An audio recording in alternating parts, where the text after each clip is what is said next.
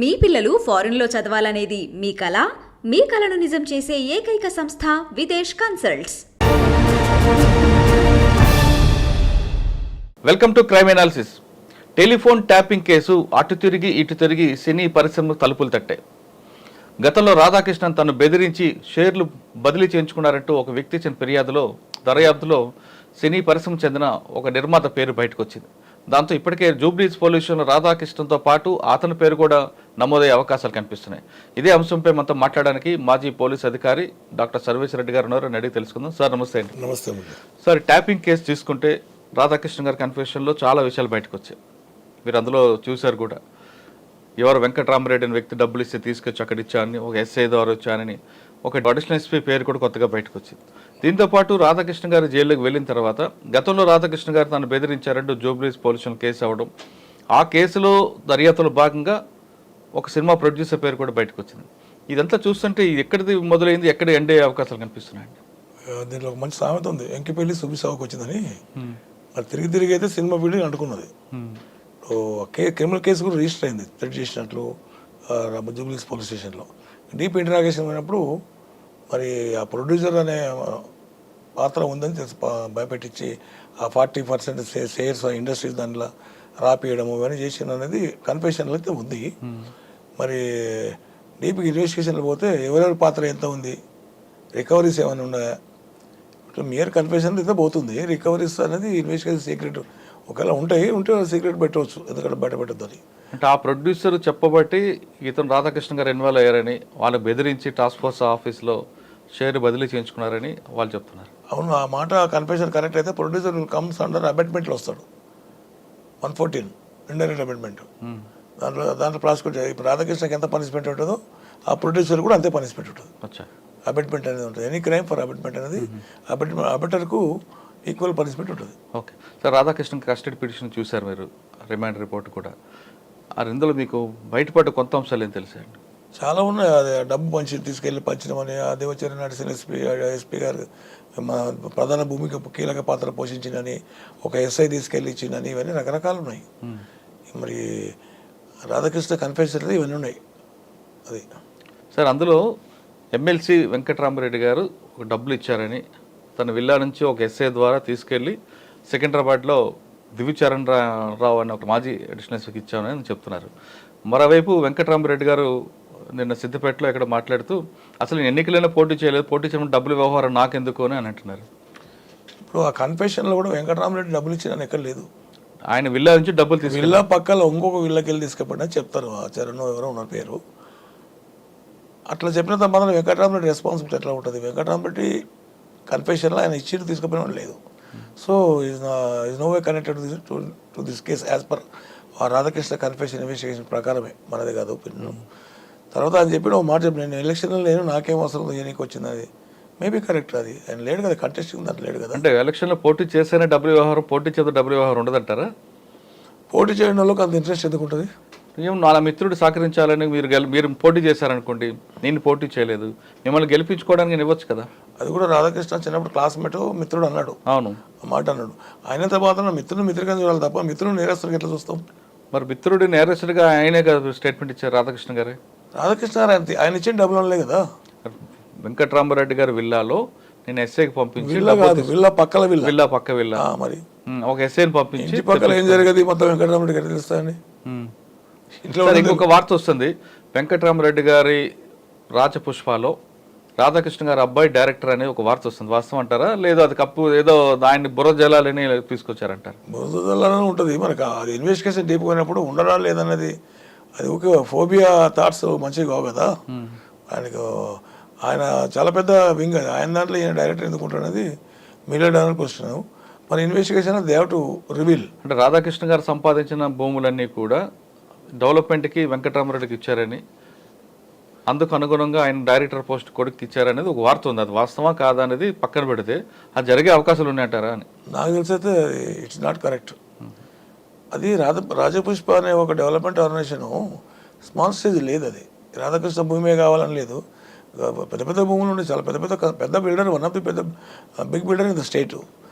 ఆయన దాంట్లో పోయి అనేది పెడతాడు, ఈ చిన్న ఈ స్మాల్ బర్డ్, అది కరెక్ట్ కాదు. మరి ఈ ఒక వార్త సృష్టించుకొని పొంకాలు వచ్చేదానికి వెంకటరామరెడ్డికి సంబంధం లేదు, రాధాకృష్ణకి సంబంధం లేదు. నిన్న డీసీపీ గారు కూడా స్టేట్మెంట్ ఇచ్చారండి, ఈ కేసు దర్యాప్తు కరెక్ట్గా వెళ్తుంది, అనవసరంగా మీరు దాన్ని కలర్ వేయద్దు అని అంటున్నారు. అవును, మరి లేనిదోటి నేను టీవీలో చూసాను, ఒక ఫ్లైట్ పెట్టి యూట్యూబ్లో ఈ ఫ్లైట్ ఆ ఫ్లైట్ అని చెప్పి చార్టర్ ఫ్లైట్ చూపిస్తున్నాను. అదృష్టానికి వెళ్తే నేను ఆ పైలట్ నా తోరికి వచ్చిండు, సార్ మా ఫ్లైట్ చూపిస్తుంది అని అన్నాడు.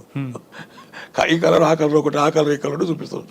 ఆ పైలట్ ఓంకార్ రెడ్డి అని ఉన్నాడు, సార్ మా ఫ్లైట్ చూపిస్తున్నాడు, ఇంత అద్భుతంగా ఉంటుంది సార్ అంటాడు. ఆ ఫ్లైట్ దానికి కొన్ని రోజులు పనిచేసిండు, పైలటే, ఎక్స్పీరియన్స్ పైలట్. అట్లా కూడా చూపిస్తుంది. లేని తోటి చూపించి అడ్వాన్స్గా పోయి ఇన్వెస్టిగేషన్ మిస్లీడ్ చేయడము, డైరెక్ట్ ఇన్వెస్టిగేట్ చేయడము. ఇన్వెస్టిగేట్ జర్నలిజం డిఫరెంట్, ఇన్వెస్టిగేట్లో తప్పుదో పట్టించట్లు కొంతమంది అవగాహన లేక చేస్తున్నారు. అవగాహన లేక సీనియర్స్ చెప్పరు. ఎందుకంటే మీరు ఒక ఛానల్లో అవును ఆ నలుగురు అని పెట్టి ప్రభాకర్ గారే దీనికంతా కీలకదారి చూపిస్తూ ఎస్ఐబి ప్రభాకర్ గా కాకుండా ఇంకో ప్రభాకర్ గారు ఫోటో పెట్టారు. అవును, అట్లా లేనితోటి బయటకు వస్తుంది. ఇప్పుడు ఒక మాట బయటకు వెళ్తే 10 మాటలు కాయకడుతున్నారు. అది సార్ డీసీపీ గారు చెప్తున్నట్లుగా మనం ఫైనల్గా తీసుకుంటే ఈ కేసులో మీడియా ఇన్వెస్టిగేషను లేదు, మీ సొంత తెలివితేటలు చూపిస్తే కేసు పక్కదారి పడుతుంది అని రిక్వెస్ట్ చేస్తున్నారు ఆయన. నిజంగా జరిగే అవకాశం ఉంటుందా? మీడియా ఇన్ఫ్లుయెన్స్ అంత ఉంటుంది అంటారా? మిస్లీడింగ్ ఇన్వెస్టిగేషన్లో ఇంకేమైనా నేరస్తులు ఉంటే కూడా అలర్ట్ అవుతారు. ఒకవేళ అలర్ట్ అయినప్పుడు ఇన్వెస్టిగేషన్ కోఆపరేట్ చేయకపోవచ్చు. ఇన్వెస్టిగేషన్ జర్నలిజం అనేది must project the fact to the society as a bridge role. అంతేగాని ఆడ ఉన్నది లేనట్లు, లేనిది ఉన్నట్లు చెప్పడానికి జర్నలిజం అంటే సీనియర్ జర్నలిస్ట్ చెప్తలేరు, కొత్త పిల్లలు. కరెక్టే సార్, ఆ చేసిన మాత్రాన కేసు ఎందుకు స్పాయిల్ అవుతుంది అంటే రకరకాల అపోహలు సొసైటీలో సృష్టించడం అయితే కదా. ఎవరిదో పేరు ఇప్పుడు మీరు అన్నట్లు ప్రభాకర్ రావు అంటే ఆ ఫోటో తీసి ఇంకో ఫోటో పెడితే మీ ఈ ప్రభాకర్ రావు కదేది, అలా రిలేషన్స్ ఫ్రెండ్స్ ఏమనుకుంటారు? అది డ్యామేజ్ కదా, అది సైకలాజికల్ డిప్రెషన్ దారిది కదా. అట్లా ఫ్యాక్టరే అండి. ఏం ఇన్వెస్టిగేషన్ లేకపోతే రేపు చెప్తారు వాళ్ళు. ఇన్వెస్టిగేషన్ ఎప్పుడు మిస్లీడ్ చేసేటట్లు జర్నలిజం ఉండద్దు.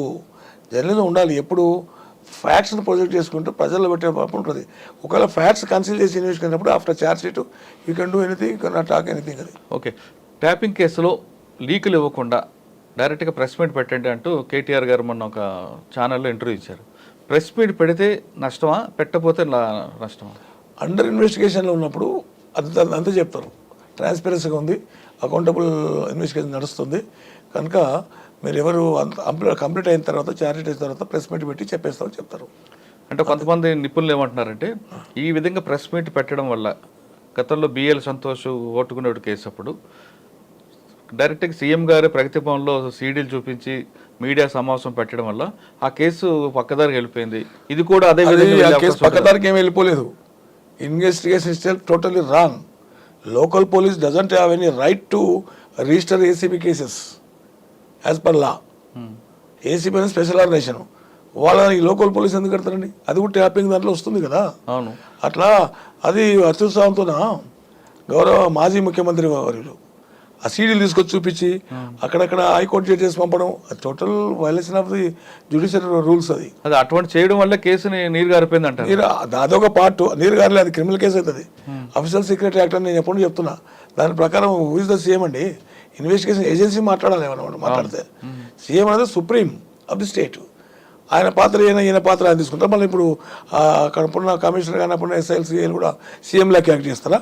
కాదు కదా. సీఎం అనేది సుప్రీం ఆఫ్ ది స్టేట్. రాజ్యాంగం ప్రకారం ఆయన ఎన్నుకున్నబడ్డ వ్యక్తి. ఆయన డిగ్నిటీ ఆఫ్ బిహేవియర్లో ఉండాలి తప్ప ఇది తీసుకొచ్చి చూపించి అది కేసు అండి, క్రిమినల్ కేసు రిజిస్టర్ అవుతుంది. కరెక్టే సార్. అప్పుడు పక్కన ఉన్న ఆఫీసర్లు ఎందుకు మరి ఆయనకి చెప్పలేదు తప్పు అని? ఆయన చెప్పడానికి అవకాశం ఇస్తాడా, మాట్లాడడానికి అవకాశం ఇస్తాడా, కలవడానికి అవకాశం ఇస్తాడా, ప్రేమతత్వానికి అవకాశం ఇస్తాడా? ఆయనది అతివృష్టి అనావృష్టి, ప్రేమ వస్తే తట్టుకోలేరు, బాధ వస్తే తట్టుకోలేరు. అటువంటి క్యారెక్టర్ ఉన్నటువంటి ముఖ్యమంత్రి గారు గతంలో మరి ఎప్పుడు లేనిది అట్లా చేయడం అంటే కరెక్ట్ కాదు. అది ఇన్వెస్టిగేషన్ ఇంటర్ఫియర్ కానీ సీఎంలో ఈవెన్ జ్యుడిషియల్ కూడా స్పీడ్ అప్ ది ఇన్వెస్టిగేషన్ చెప్తారు తప్ప ఇన్వెస్టిగేషన్ అట్లా చేయి ఇట్లా చేయాలి జ్యుడిషియల్ చెప్పదు. కరెక్టే సార్. అటువంటి కేసుల్లో మేము మీడియా వాళ్ళు ఎవరైనా అడిగితే ఇది కోర్టు ప్రాపర్టీ, ఎవరికి ఇవ్వకూడదు అంటారు మీలాంటి వాళ్ళు. అవును, ఎందుకంటే ఇన్వెస్టిగేషన్లో ఒక మీరు ఆంబుష్ చేశారా లేదంటే ఓకే ట్రాప్ వేశారు, ఆ ప్రాపర్టీ అంతా కోర్టు ప్రాపర్టీ, మేము డిస్క్లోజ్ చేయకూడదు అంటారు. అవును, మరి ఆ కోర్టు ప్రాపర్టీని డైరెక్ట్ మీడియా ముందు చూపించారు కదండి ఆయన. అంతే కదా. ఈటీడే మిస్టేక్. అఫీషియల్ సీక్రెట్ యాక్ట్ అనేది నేను చెప్పేది అదే. 1912లో తయారు చేసేటప్పుడు మహానుభావులు అప్పుడే యాక్ట్ తయారు చేసేటం బ్రిటిష్ వాళ్ళు ప్రింట్ యాక్ట్ అది చట్టరీత్యా నేరము, చూపించకూడదు చూపించిండు, మాట్లాడకూడదు మాట్లాడిండు, అన్ని అవుట్స్పోకన్ చేసిండు. మళ్ళీ కేసు కరెక్ట్ ఉందంటే కేసు లేదు, ఏసీపీ కోర్టు తీసి బయట పడేసింది. కరెక్ట్, పక్కన డీజీ గారు ఉన్నారు కదా అప్పుడు. ఇప్పుడు ప్రభువు ముందర ఎవరు ధైర్యంగా మాట్లాడలేరండి. ఇప్పుడు వీళ్ళందరూ తక్కువ ఈ కేసులో టెలిఫోన్ ట్యాపింగ్ దాంట్లో ఆయన ఏమన్నా మేము చేసినామంటే తిక్కపిల్లలు కాదు కదా. కాదు, అదే ఇక డిసిప్లిన్ ఫోర్స్లో ఎందుకు మనకెందుకు చేయకపోతే సార్ ఏమని చేస్తాడు, మమ్మల్ని సెలెక్ట్ చేసి దానమైన సూరకర్ణ అన్నట్లు వాళ్ళు ఎవరైనా చెప్పలేకపోతుంది. ఈవెన్ గొంతు కోసుకుంటున్నారు తప్ప ఫ్యాక్ట్ చెప్పలేక పరిస్థితి వస్తుంది. ఎటొచ్చి ఆ ప్రభాకర్ రావు చుట్టుముట్టు తిరుగుతుందిగా, ప్రభాకర్ రావు ముందే అన్నది ప్రభాకర్ రావు తీసుకొని చేయకుంటే వీళ్ళు చేయలేరా? అవును, వీళ్ళు చేయలేరు. ఎందుకు కామున్నారు? ప్రభాకర్ గారు చెప్పారండి అనుకుందాం, వీళ్ళు ఎందుకు చేయాలి, నువ్వు చేయమంటే ఆయన ఏమైనా గొంతుకు వస్తాడు? ఎవ్వరు గొంతుకోరు. కాకపోతే తీసి ఇంకో అన్ఇంపార్టెంట్ పోస్టింగ్లు ఇస్తారు, లేకపోతే చారీ మెమోలు ఇస్తారు, డిసప్పాయింటింగ్ ఆర్డర్స్ అని.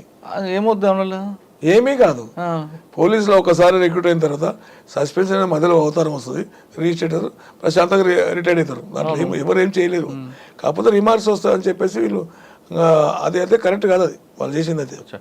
సార్ ఫైనల్గా చెప్పండి, ఆ కేసులో 2 క్వశ్చన్స్, ఫైనల్ క్వశ్చన్. ఒకటి, ప్రభాకర్ గారు వచ్చే వరకు కేసు ఎలాగుంటుందా, ప్రభాకర్ గారు ఒకవేళ రాకపోతే వీళ్ళు కోర్టు నోటీస్ ఉంది కాబట్టి వీళ్ళే వెళ్ళి గతంలో ఇంటర్నేషనల్ ఉన్న కృషి బ్యాంక్ డైరెక్టర్ తీసుకొచ్చినట్లు తీసుకొస్తారా? నెంబర్ 1. నెంబర్ 2, ఈ కేసు కరెక్ట్గా ప్రాపర్ ఇన్వెస్టిగేషన్కి వెళ్ళి న్యాయం జరగాలంటే ఏం చేయాలి? న్యాయం జరగాలంటే ప్రభాకర్ రావు ముందుకు రావాలి, మొత్తం తీసుకొచ్చి ఆయన ఎత్తిన పెట్టిన బాల్ ఆయన దగ్గర ఉంది, బాల్ ఆయన దగ్గర ఉంది. ఆయన కోర్టులో బాల్ వేసిండ్రు. ఆయన బాల్ కొట్టుకుంటాడా సెల్ఫ్ గోల్ కొట్టుకుంటాడా అనేది ప్రభాకర్ రావు చేతుల్లో ఉంది. మరి ప్రభాకర్ వచ్చినాక ఏం మాట్లాడుతున్నది? ఇప్పుడు I think I came to some information is trying for anticipatory bail. వస్తుందంటారా? There is a possibility. ఎలా? ఆయన ఈ సఫరింగ్ విత్ క్యాన్సర్ అనేది ఉంది ఒక మేజర్ క్వశ్చన్. క్యాన్సర్ అనేది 15 సంవత్సరాలు ఉంటే ఈయన సఫర్ అవుతున్నాడు. కోర్టు ఏమైనా లీనియట్ తీసుకుంటే, లేకుంటే కోర్టు సీరియస్ తీసుకుంటే, హ్యూమనిటేరియన్ గ్రౌండ్స్ ఏమైనా తీసుకుంటే యాంటిసిపేటరీ ఇచ్చి అసిస్ట్ ఇన్వెస్టిగేషన్ చెప్తారు, కోఆపరేట్ చేయండి. క్రైమ్ జరుగుతున్నప్పుడు ఆల్రెడీ క్యాన్సర్ ఉంది కదా, జరగక ముందు నుంచి క్యాన్సర్ పేషెంట్ కదా. అది డిఫెన్స్ అంటే వీళ్ళు పబ్లిక్ ప్లాట్ఫామ్ చెప్తారు కదా. ఇప్పుడు హైకోర్టు జీపీ మన హైకోర్టు అడ్వకేట్ అటెండ్ కావాలి దీనికి.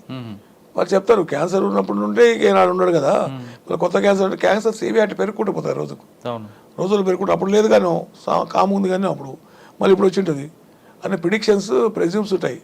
ఆ జడ్జి గారు 90% నమ్మరు. ఒకవేళ 10% ఏమో నమ్మిన మానవత దృక్పథంతో అయ్యో మనిషే కదా, నేరం పురోగే వరకు నేరం చేసినానని చెప్పడానికి లేదు. అవును, రెస్పాండెంట్ అని పదం యూజ్ చేయాలి, లేకపోతే నేరస్తు అనే పదం యూజ్ చేయవచ్చు. అట్లా ఆ విధంగా మరి జ్యుడిషియరీ ఆలోచిస్తే, కన్సల్ట్ జడ్జి గారు ఆలోచిస్తే బెయిల్ రావడానికి ఛాన్స్ ఉంటుంది. Condition bail as and when required by the investigation agency your should available and assist to the investigation అని బెయిల్ ఇస్తారు. అప్పుడు యాంటిసిపేటరీ బెయిల్ ఇచ్చినప్పుడు వీళ్ళు చేసుకోవచ్చు ఇంటరాగేషన్. కానీ ఆయన వచ్చే వరకు వీళ్ళకి బెయిల్ రాదు కదా, ఇప్పుడు ప్రసక్తి లేదు. మరి వాళ్ళు అలిగిపోతున్నారు కదా. అలిగిపోతున్నా మరి చేసే క్రైమ్ అట్లా ఉంది, వెయిట్ చేయాల్సింది తప్పదు. అనిచ్చినా కూడా వస్తానికి గ్యారెంటీ లేదు కదా ముందు. ఎందుకంటే హీనియస్ అఫెన్స్ రకరకాలటువంటి క్రైమ్స్ దీంట్లో ఇన్వాల్వ్ అయినాయి. అవును, అందుకొరకు ట్రయల్ మేబీ కమిన్స్ అని ఛార్జ్ చేసుకుంటే కూడా వాళ్ళు లెటర్ వేస్తే రాదు. ఆయన రాకపోతే బెయిల్ రాదంటారా? 100% Tirupati already bail petition move చేస్తారు, అందరు మూవ్ చేసుకున్నారు, ఎవరు మూవ్ చేయలే. రాదు, ఎందుకంటే వీళ్ళ ఎవిడెన్స్ ఆయన సపోర్ట్ చేయాలి కదా, వీళ్ళు చెప్పిన దాన్ని సపోర్ట్ డినై ఏదో చేయాలి కదా. అప్పుడు ఆయన వచ్చిన తర్వాత వీళ్ళకు there is a way go for court. Bail is right ఒక విధంగా, కానీ ఇటువంటి కేసుల్లో ఇవ్వరు. ఎందుకంటే court also judicial also observing day by day situations కదా. ఇంత హీనియస్ క్రైమ్లో వీళ్ళు ఇన్వాల్వ్ అయ్యంటే అంత తొందరగా బెయిల్ ఏం అవసరం అని మాట్లాడతారు. ప్రాపర్ ఇన్వెస్టిగేషన్ వెళ్తే ఎలాగ వెళ్ళాలంటారు? ప్రాపర్ ఇన్వెస్టిగేషన్ వెళ్ళాలంటే దీనికి రికవరీస్ తీసుకోవాలి. Only main confession not admissible అని టైమ్ అండ్ అగైన్ చాలాసార్లు చెప్పినాం.